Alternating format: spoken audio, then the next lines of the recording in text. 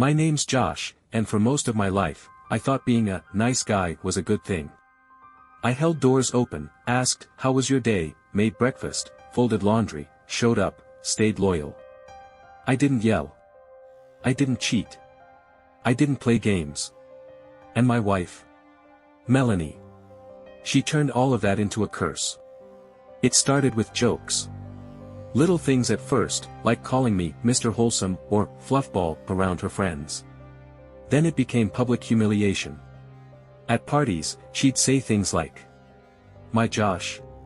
He still watches cartoons with his cereal." Or, "I married a vanilla latte with no caffeine." Everyone laughed. Even me, at first. Because I thought, maybe she's just being playful. But then came the private stuff. The real stuff. The stuff that burned.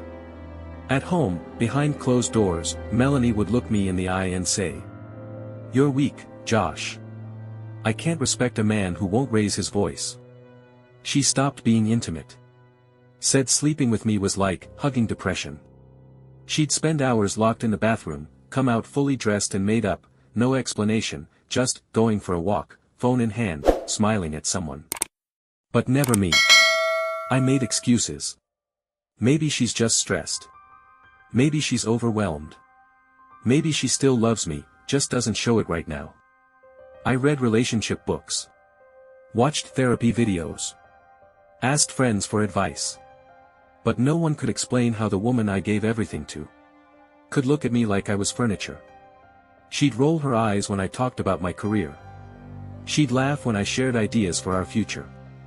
Once, she told her friends I had the energy of a hamster. And they all laughed like it was normal. I started writing notes to myself. Buy her flowers. Speak with confidence. Be more assertive, but gentle. But the more I tried, the colder she became. And then, the dinner. The night everything snapped. I made her favorite pasta. Lit candles. Bought her favorite wine. Wrote a handwritten card. I wanted to ask her if she'd come with me on a trip, something to reset us. To start over.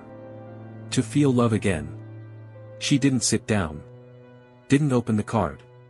She looked at the table. Then looked at me. And said, "God. You're like a neutered bear. Big, but useless.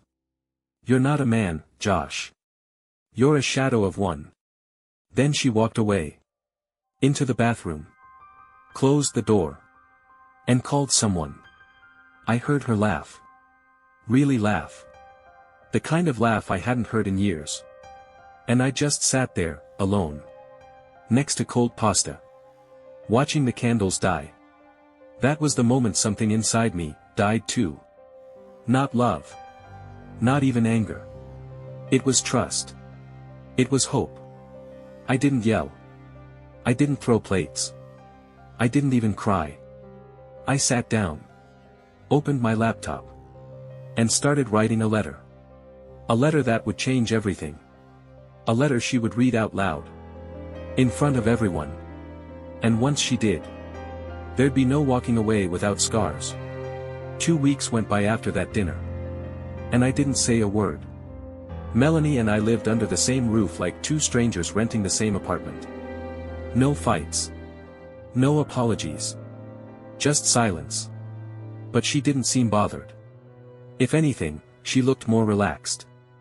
Like she'd finally won the war, and now just wanted to enjoy the spoils. She stopped pretending to care. Didn't ask about my day. Didn't cook. Didn't even acknowledge I existed unless she needed something. She came home late, gave no explanations. Laughed in the bathroom while FaceTiming someone. Someone who clearly made her smile in a way I hadn't seen in years. I didn't ask. Because I already knew. I'd wake up to the cold side of the bed. She was always up before me, or never came to bed at all. And then came the night everything broke. For real. It was my company's annual party. I brought her, because that's what you do when you're still technically married. Big mistake.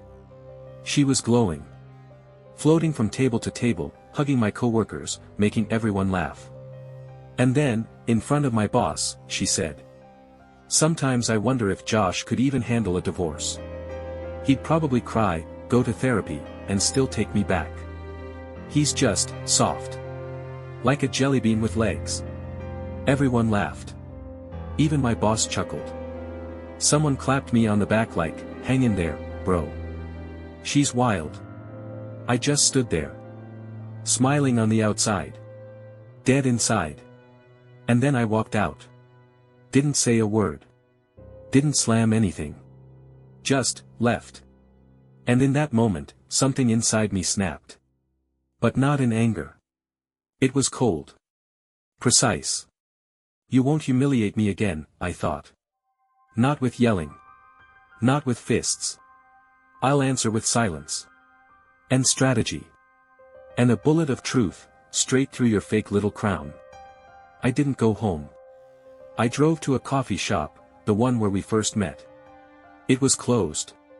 But I sat outside. Just watching. Remembering the girl who once spilled her latte and laughed so hard she cried. That girl was gone. What was left? Was a ghost in high heels. When I got home, she was curled up on the couch, scrolling TikTok. She didn't even look up. Didn't ask where I'd been. Didn't care. I went straight to my office. Sat at the desk. Opened a blank document. And started writing. Not a love letter. Not a confession. A message. A goodbye with teeth. I remembered every insult. Every smirk. Every time she rolled her eyes when I shared a dream. I remembered the time she told her friends I had the energy of a houseplant. And I wrote. 4 hours. And at the very end, I typed. If you're reading this, you're already on stage. You think this is a speech I wrote for you to read. But it's not. It's a verdict. And you're holding the sentence. I printed it. Folded it neatly. Slid it into an envelope. Wrote on the front. For Melanie, on our special night. Then I locked it in my drawer. Later that night, I walked into the living room, kissed her on the head, and said. By the way, I'm working on something for our anniversary. A little speech. Something special. She smiled and said. That's more like it. She had no idea. No clue what I was about to do. And for the first time in years, I slept like a stone. Josh wasn't acting out of rage. He was acting with precision. This wasn't revenge. It was theater. A calculated performance where every word, every movement, every second, meant something. He knew their 5-year anniversary was coming up. Melanie was the one pushing for a big celebration. Restaurant. Friends. Family. Speeches. A projector. Microphones. She wanted a show. She had no idea, she was starring in it. Josh smiled. Agreed to everything. No resistance. No hesitation. Just that same soft smile she thought meant surrender. While she planned table settings, Josh planned a scene. While she picked flowers, he picked weapons. Not guns. Words. Truth. Silence. Timing. He called up his old classmate, now a wedding MC. Can you bring her on stage? Give her the mic. Sure, the guy said. You writing her a speech or something? Yeah, Josh replied. Something like that. Then came the videographer, a buddy from college film school. He had the gear, hidden cameras, wireless mics, and a laptop with live playback. Josh handed him a USB. What's on it? Josh smiled. Reality. He ordered custom envelopes. Pressed in gold foil. My love letter to you. Inside, not love. But the truth. Screenshots. Phone logs. And a letter so calm, it burned colder than fire. Every sentence was a scalpel. Every paragraph, a mirror. She would read it in front of everyone. And the best part? She would think it was a speech. She'd step onto that stage, smile for the crowd, and open the envelope thinking she was about to brag about her perfect marriage. But the only thing she'd read out loud was her own execution. Josh even printed a second version of the letter. Dozens of copies. One for every guest. Just in case she froze. Just in case she ran. Truth doesn't need a mic. It only needs an audience. When Melanie said, "It'd be cute to film this night," Josh nodded. It's already handled. And in her eyes, happiness. Like a child thinking Christmas morning was about to start. She had no clue. She was already unwrapping the bomb. The evening had arrived. The restaurant was glowing, flowers everywhere, champagne on ice, soft lights hanging from the ceiling. Everyone was dressed to impress. Guests mingled, toasted, snapped photos in front of a gold sign that read, 5 years of real love. Josh wore a clean, classic suit. Calm. Collected. He greeted family, hugged friends. Melanie. She was in her element, sparkling dress, flawless makeup, loud laugh. She clung to Josh's arm and whispered, "Tonight's going to be magical." He smiled. Because she had no idea. Then came the speeches. The host took the mic. People stood up, shared stories, gave blessings, made jokes. Melanie jumped up next. "I just want to say, having a man like Josh is a blessing. He's taught me love, patience, and applause." She beamed. Then she looked at Josh. "And now, my amazing husband has something to say." Josh stood. One hand behind his back. The other holding a white envelope. He handed it to her. "Read this," he said. "I want them all to hear it." She giggled. "Oh my God, a letter. That's so cute." She opened it. Started reading silently. Her smile disappeared. Eyes darting across the page. Brows furrowing. Lips parting, like she wanted to say something, but couldn't. The host nudged her. "Go ahead, Mel. Read it aloud." She hesitated. Then obeyed. "Melanie, this isn't a love letter. It's the final line of our story, in public. Because that's where you chose to kill my dignity." Silence. "You mocked me in front of friends. In front of my family.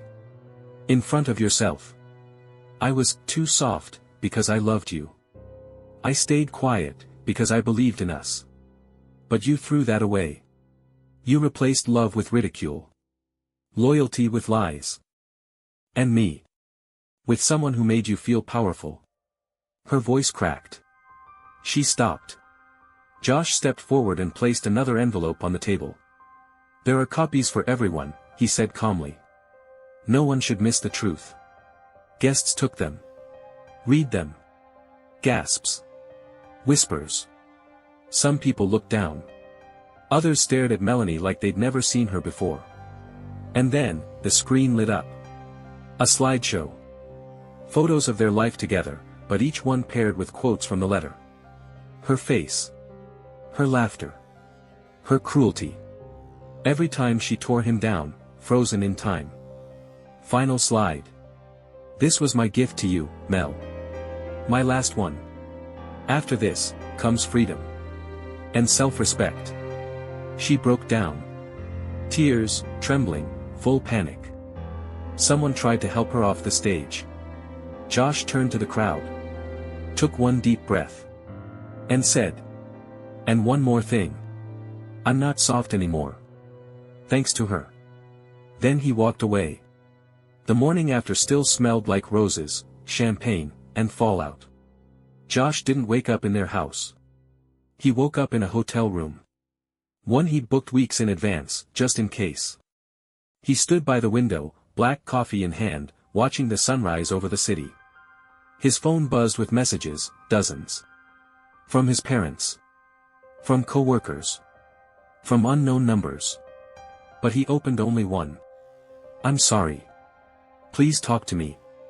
M." He locked the screen. No reply. By the end of the week, divorce papers were filed. Josh submitted screenshots, call logs, a copy of the letter. His lawyer raised an eyebrow and said, "This is airtight. She's got nothing to stand on." Melanie tried a few times, emails, voicemails, even showed up at his office. She said it was a joke. A misunderstanding. That he went too far, made her look like a monster. Josh didn't budge. "You broke me more than once," he said. "I just made you hear it back, out loud." Then the internet found out. Someone at the party had filmed the whole thing. The video hit 4 million views in a week. The comment section. A war zone, but Josh was the clear hero. King. Legend. Jelly boy turned savage. This is cinema. Josh quit his job. Moved cities. Started therapy. For the first time in years. He stopped apologizing for existing. One night, he sat alone at a bar, sipping whiskey. A woman approached. Casual. Calm. No filters. No makeup. She said, "I saw your video. I don't know how you did it. But, thank you. You gave me the guts to walk away from someone who made me feel small for years." Josh smiled. Looked down at his glass. And thought. Maybe I was soft. But now. I'm just real.